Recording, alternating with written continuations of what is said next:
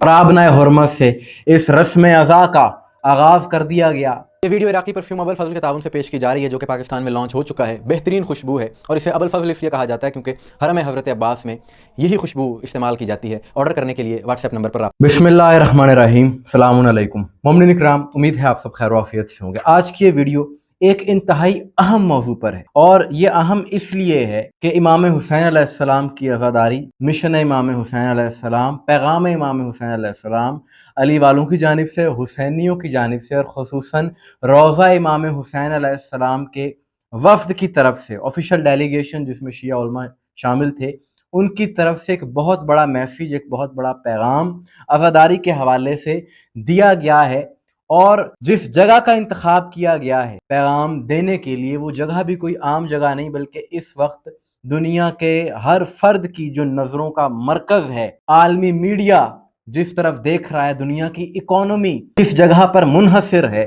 اس جگہ کا انتخاب کیا گیا ہے، اور وہاں سے عزاداری کا ایک بہت بڑا پیغام دیا گیا ہے شیعہ علماء کی طرف سے امام حسین علیہ السلام کے روضے کے آفیشیل ڈیلیگیشن کی جانب سے۔ اور یہ بات تمام حسینیوں کے لیے بہت زیادہ باعث فخر ہے۔ اس بات پر حسینی خوش ہوں گے یقیناً کہ کس طرح سے اور کن حالات میں امام حسین علیہ السلام کا یہ پیغام دیا جا رہا ہے، عزاداری کے اس پیغام کو عام کیا جا رہا ہے، مزید عالمگیر کیا جا رہا ہے۔ اور اس سب کا مقصد یہ ہے کہ یہ پیغام زیادہ سے زیادہ عام ہو، کیونکہ ان موجودہ حالات میں ساری دنیا کے لوگ جن کا تعلق مختلف مذاہب سے ہے، دوسری قوموں کے لوگ ہیں، وہ بہت زیادہ متوجہ ہیں حسینیت کی طرف۔ بس اسی حسینیت کے فروغ کے لیے، اسی فروغ عزا کے لیے یہ میسیج دیا گیا ہے، اس پر ہم بات کرتے ہیں۔ لیکن اس سے پہلے یہ بات جاننا ضروری ہے کہ ایک عزاداری کی رسم کہہ لیں، رسم عزا کہہ لیں، جو کہ 18ویں صدی سے جس کا آغاز ہے، عرب دنیا میں بہت زیادہ رائج ہے، اور اس کا آغاز کوئی پلانڈ نہیں تھا، کوئی منصوبے کے تحت اس کا آغاز نہیں ہوا تھا، بلکہ خالصتاً روحانیت سے اس کا تعلق ہے، مصائب آل محمد سے اس کا تعلق۔ اور اس رسم کا نام ہے رقصۃ التویریج، اور اس میں روضہ امام حسین علیہ السلام کی طرف دوڑتے ہیں خصوصاً عرب دنیا کے قبائل جو حسینی ہیں۔ اور اس کا آغاز، یہ رقصہ ایک شہر کا نام ہے، ایک قصبے کا نام ہے جو کہ کربلا سے 22 کلومیٹر کے فاصلے پر ہے۔ 18ویں صدی میں وہاں کے بہت بڑے ایک عالم گزرے ہیں، آیت اللہ سید صالح قزوینی رحمۃ اللہ علیہ، مصائب بیان کر رہے تھے، روزے عاشور گریہ کر رہے تھے لوگ، اور اس قدر اثر تھا اس مصائب میں کہ لوگوں پر اس قدر مصائب طاری ہو گیا کہ مصائب سن کر لوگ کربلا کی طرف، روضہ امام حسین کی طرف انہوں نے دوڑنا شروع کر دیا۔ اور اس دوڑنے کا مقصد استغاثہ امام حسین علیہ السلام پر لبیک کہنا تھا، کہ جو روزے عاشور امام حسین نے فرمایا حل من ناصر ینصرنا، ہے کوئی میری آواز پر لبیک کہنے والا، اسی آواز پر لبیک کہنے کے لیے مصائب سن کر گریہ کرتے ہوئے مومنین کربلا کی طرف دوڑے۔ اور یہ ادا پھر اتنی عام ہو گئی کہ ساری دنیا میں،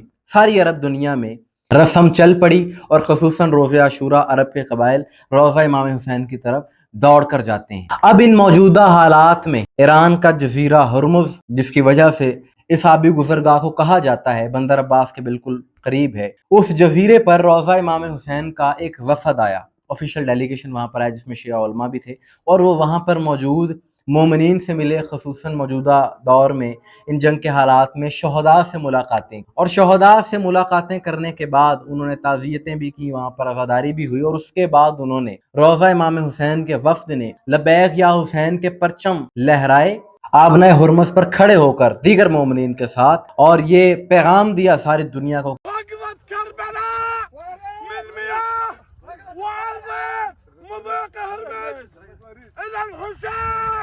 رقصة الطوارئ وهذا علمها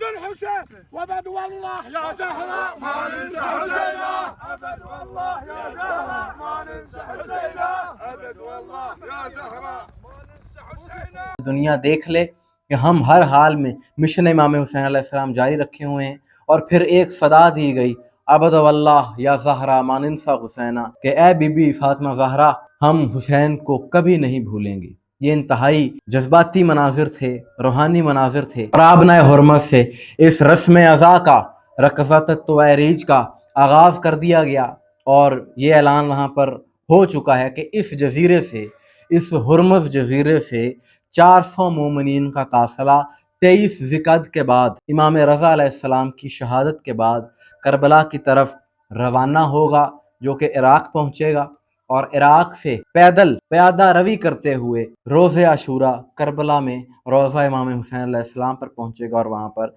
सलाम अक़ीदत पेश करेगा। तो ये एक बहुत बड़ा मैसेज है। आबना हुरमुज़ ये वो जगह है कि दुनिया की इकॉनमी का दारोमदार इस जगह पर है, लेकिन इन हालात में हुसैनियों ने इस जगह पर खड़े होकर एक ही पैगाम दिया है कि हमें नहीं मालूम कि हालात क्या होंगे, हालात किस तरफ जाएंगे, इक़्तिसादी बहरान आएगा, इकॉनमी का क्या हाल होगा, आबना हुरमुज़ खुलेगी नहीं खुलेगी, लेकिन एक बात तय है कि अज़ादारी हुसैन जारी रहेगी। इसे दुनिया की कोई ताकत नहीं रोक सकती, ख्वाह अपने आप को जो मर्जी वो लोग कहते रहें, सुपर पावर कहें या जो मर्जी कहें, अज़ादारी जारी रहेगी, हुसैनियत जिंदाबाद रहेगी। ये एक बहुत बड़ा मैसेज है, ये एक बहुत बड़ा पैगाम है और ये मनाजिर, ये हुसैनियों के अलावा, हुसैनियत के अलावा ऐसे मनाजिर कहीं दुनिया में देखने को नहीं मिलते। ये हौसला, ये जज्बा फ़कत और फ़कत अली वालों में है कि दुनिया देखे तो सही कि जंग के इन हालात में, जंगी हालात में, जहाँ लोगों ने अपने प्यारे खोए हैं, घर घर में वहाँ पर शहीद हैं, ख़ास तौर पर इस जजीरे पर जो लोग रहने वाले हैं। बंदर अब्बास यहाँ से बिल्कुल करीब है, जहाँ पर बहुत ज़्यादा हमले भी हुए, कशीदा सूरत हाल रही, लेकिन उसके बावजूद अज़ादार हमा वक्त लब्बैक या हुसैन की सदाएं दे रहे हैं और आशूरा जो कि बिल्कुल करीब है, करीब तर है, उसकी तैयारियों में मसरूफ़ हैं। और ये बात सारी दुनिया जानती है कि इस साल का जो आशूर होगा वो बहुत ज़्यादा मुनफरिद होगा, क्योंकि हुसैनियों ने ये बात सारी दुनिया को बतानी है कि चाहे कैसे भी बहरान हो, जानी नुकसान हो, माली बहरान हो, दीगर इस किस्म की पाबंदियाँ हों, लेकिन अज़ादारी जारी रहे। और याद रहे, ये जो रस्म अज़ा है, रोज़ा हुसैन की तरफ दौड़ के जाना, ये इसकी अहमियत इसलिए भी है और इस मुकाम पर इसका आगाज़ इसलिए किया गया है क्योंकि इसके पीछे इसकी एक तारीख़ है। एक तारीख़ तो ये है कि इसका आगाज़ कैसे हुआ, फिर जो दीगर वहाँ पर हुकूमतें आईं जिनके दिलों में बुग़्ज़ अहले बैत था, उन्होंने इस तहरीक को, इस अज़ादारी के मिशन को रोकने की भी बड़ी कोशिशें की, बड़ी बड़ी पाबंदियाँ लगाई गईं, अज़ादारों पर हमले किए गए, लेकिन उसके बावजूद जज्बा इश्क़ हुसैन इस कदर था कि तमाम तर पाबंदियों के बावजूद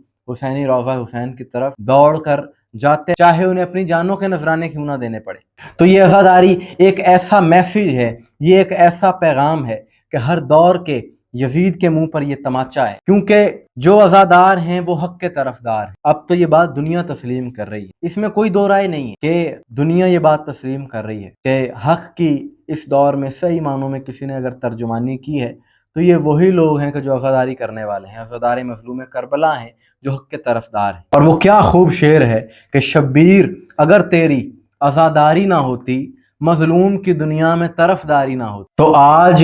ये अली वाले अज़ादारी हुसैन का पैगाम सारी दुनिया में आम कर रहे हैं और पैगाम यही है कि अगर मज़लूम की तरफदारी करनी है, ज़ालिम की मुखालफत करनी है, तो आओ अज़ादारी हुसैन की तरफ आओ, हैया अलल अज़ा, और अज़ादार हुसैन बन जाओ। मोमिन इकराम, आपकी इस हवाले से क्या राय है, कमेंट्स में ज़रूर बताइएगा। मुझे दुआ में याद रखिएगा। अस्सलामु अलैकुम व रहमतुल्लाह।